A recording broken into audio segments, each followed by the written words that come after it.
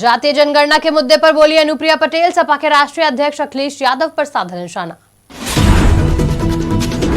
भूपेश बघेल ने ईडी को लेकर केंद्र पर उठाए सवाल। कहा, चुनाव के पहले मेरी छवि खराब करने का किया जा रहा है प्रयास। मल्लिकार्जुन खड़गे का बयान आया सामने। ईडी की कार्रवाई पर भड़कते नजर आए खड़गे। कहा, भाजपा ने कांग्रेस को किया कॉपी।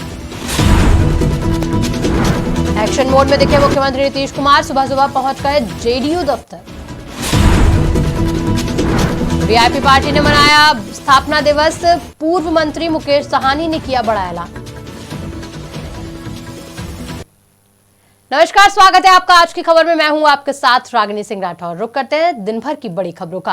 राजधानी लखनऊ में अपना दल की राष्ट्रीय अध्यक्ष और केंद्रीय वाणिज्य और उद्योग राज्य मंत्री अनुप्रिया पटेल ने पार्टी की स्थापना दिवस के अवसर पर मीडिया को संबोधित करते हुए कई मुद्दों पर अपनी राय दी। इस दौरान अनुप्रिया पटेल ने दावा किया कि देश भर में प्रधानमंत्री नरेंद्र मोदी के नेतृत्व में जातीय जनगणना करवाई जाएगी। साथ ही विपक्ष पर निशाना साधते हुए उन्होंने कहा कि अखिलेश यादव को अगर पिछड़े दलितों और अल्पसंख्यकों की इतनी ही चिंता है तो सरकार में रहते हुए उन्होंने जातीय जनगणना क्यों नहीं करवाई।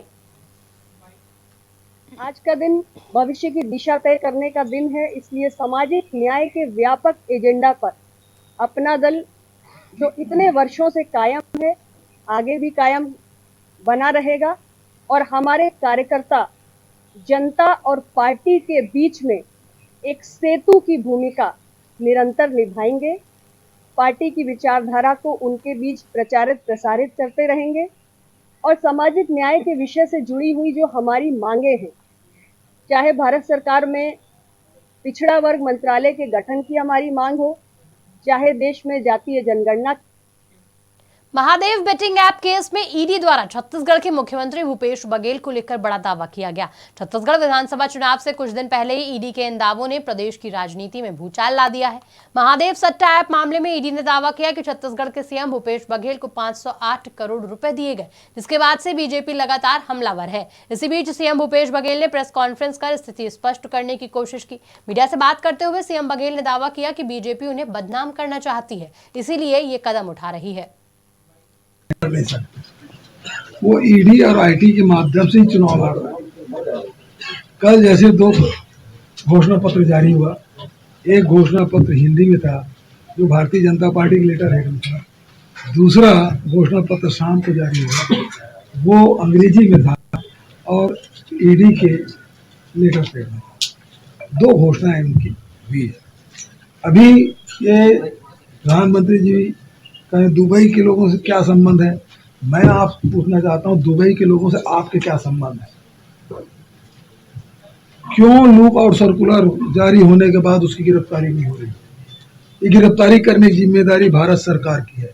क्यों उसकी गिरफ्तारी नहीं हुई? क्यों महादेव ऐप बंद नहीं हुआ?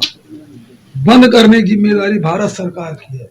मैं प्रधानमंत्री से पूछता हूं कि आपके क्या डील हुए हैं, आपके लोगों के साथ क्या डील हुआ है, और डील नहीं हुआ तो फिर बंद क्यों नहीं करते? और बंद नहीं कर रहे हैं, इसका मतलब आपने डील कर दिया है।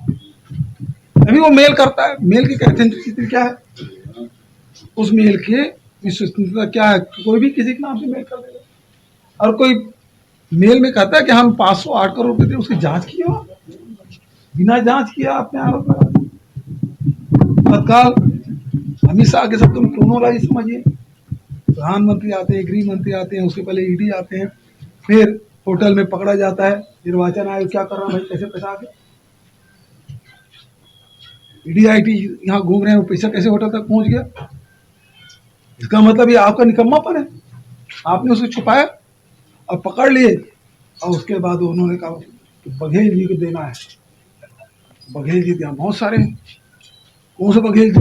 लेकिन उन्होंने, ड्राइवर ने बताया कि बघेल जी को देना। वहां से खबर आई, फिर वहां से मेल आ जाता है।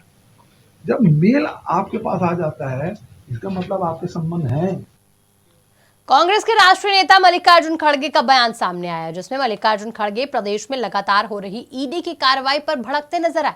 मल्लिकार्जुन खड़गे ने कहा कि उनका कोई काम नहीं है, उनको काम है लोगों को डराना, लोगों को फंसाना। जो लोग इस तरह से कर रहे हैं वो लोग भुगतेंगे। वहीं भाजपा के घोषणा पत्र को भी लेकर मल्लिकार्जुन खड़गे ने कहा कि भाजपा ने कांग्रेस को कॉपी किया है।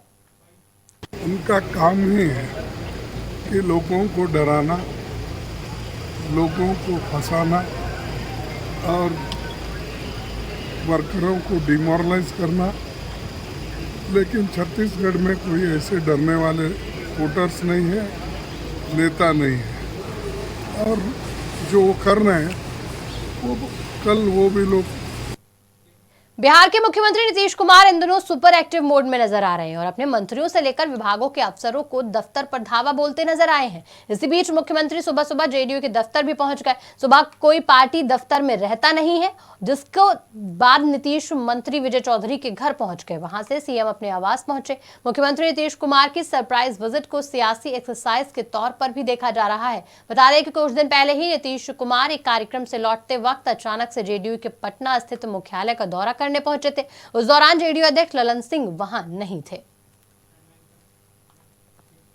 विकासशील इंजन पार्टी के प्रमुख और पूर्व मंत्री मुकेश साहनी ने अपनी पार्टी के स्थापना दिवस के अवसर पर बड़ा ऐलान किया। उन्होंने अपनी पार्टी पदाधिकारियों को बधाई दी। इसके साथ ही उन्होंने कहा कि उनकी पार्टी आने वाले 2024 के लोकसभा चुनाव में निर्णायक भूमिका में होगी। उन्होंने कहा कि उनकी पार्टी मजबूत है, राजनीति में उन्हें कोई दरकिनार नहीं कर सकता। साथ ही उन्होंने केंद्रीय मंत्री अमित शाह के रविवार को होने वाले दौरे को कहा कि सभी को बिहार आने का अधिकार है, उनका स्वागत है, लेकिन यहाँ के लोग काफी चालाक प्रवृत्ति के होते हैं, किसी के झांसे में नहीं आएंगे। पार्टी के सभी पदाधिकारी को शुभकामना देते हैं। पार्टी के जितने भी समर्थक हैं सभी को, देशवासी को शुभकामना देते हैं। 5 साल में हम लोगों ने संघर्ष किया और पार्टी को इस मुकाम तक पहुंचाए हैं और पार्टी के पदाधिकारी सब आज कार्यक्रम रखे हैं। मनेर तक कार्यक्रम है, मनेर में सभा है और यहाँ से रोड शो करते हुए निषाद संकल्प यात्रा को आगे बढ़ाते हुए आगे बढ़ रहे हैं। और सभी को, पार्टी के जितने भी पदाधिकारी सभी को शुभकामनाएं। और आगे आने वाले समय 2024 का चुनाव है, उस समय में आप निश्चित तौर पर वीआईपी पार्टी एक निर्णायक भूमिका बिहार में। फिलहाल बुलेटिन में इतना ही। देश दुनिया की तमाम बड़ी खबरों के लिए देखते रहिए आज की खबर।